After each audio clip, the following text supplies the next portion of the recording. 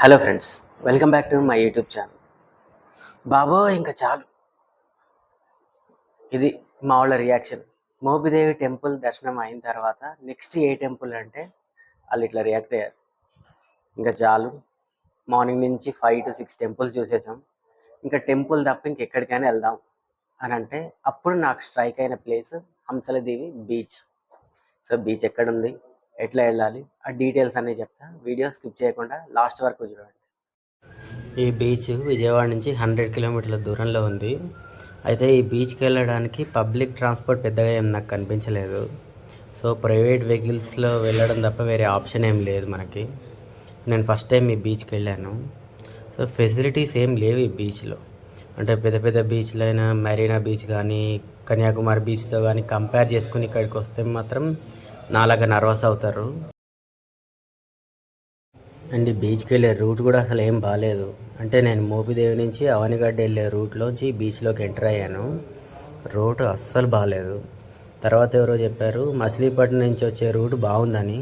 వీలైతే ఆ రూట్ తీసుకొని బీచ్కి వెళ్ళడానికి ట్రై చేయండి.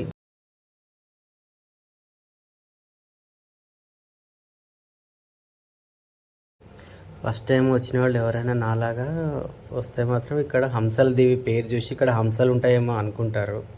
కానీ అట్లాంటిది ఏం లేదు. నేనైతే అట్లాగే అనుకున్నా, హంసలు ఉంటాయేమో అనుకునే వచ్చాను. అట్లాంటిది ఏం లేదు. మళ్ళీ ఇది ఏం ఐలాండ్ కాదు. దీవి అంటే తెలుగులో దాని మీనింగ్ ఐలాండ్ అనే కదా, ఐలాండ్ ఏం కనిపించలేదు.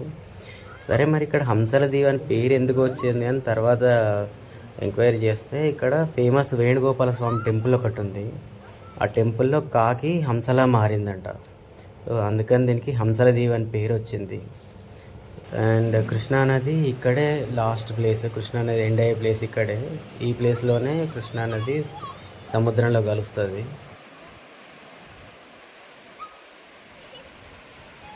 ఇట్లా సముద్రంలో కలిసే ప్లేస్లోనే సాగర సంగమం అని చెప్పి స్నానాలు చేస్తుంటారు.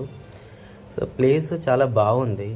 అండ్ ఇది సన్ రైజ్ అయితే చాలా బాగుంటుంది ఈ ప్లేస్. మేము వెళ్ళేసరికి సూర్యాస్తమయం అయిపోయింది. అందుకే వీడియోస్ అన్నీ లైటింగ్ చాలా తక్కువ ఉంటాయి. సో వీలైతే మార్నింగ్ సన్ రైజ్ టైంకి ఇక్కడ రావడానికి ట్రై చేయండి. అట్లాగే గవర్నమెంట్ కొంచెం కాన్సన్ట్రేషన్ చేసి వాటర్ స్పోర్ట్స్ యాక్టివిటీస్ అవన్నీ పెడితే ఈ ప్లేస్ చాలా డెవలప్ అవుతుంది, టూరిస్ట్ ప్లేస్గా డెవలప్ అవుతుంది. నేను ఇప్పుడు చూసినప్పుడైతే పెద్దగా ఫెసిలిటీస్ అసలు ఏం లేవు. ఈవెన్ వాటర్ కానీ తినడానికి కానీ ఏం దొరకవు ఇక్కడ. వచ్చేటప్పుడే మనం అన్నీ తెచ్చుకొని రావాలి. బీచ్ అయితే చాలా బాగుంది. అండ్ ఆడుకోవడానికి చాలా బాగుంది ప్లేస్. సో చూసారు కదా మా వాళ్ళు ఎట్లా ఆడుతున్నారు. మేము వెళ్ళేసరికి సూర్యాస్తమయం అయిపోయిన తర్వాత వెళ్ళినాము. సో బీచ్లో మేము తప్ప ఎవరు లేరు. దూరంగా ఇక్కడ ఇంకో చిన్న బ్యాచ్ ఎవరో ఉన్నారు. సో ఇది వీడియో.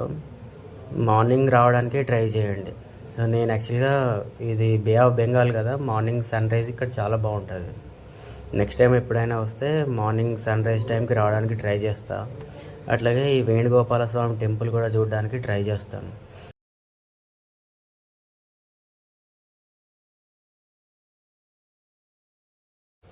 అండ్ ఫైనల్గా నాకు ఎందుకో బీచ్ అంత సేఫ్ అని అనిపించట్లేదు.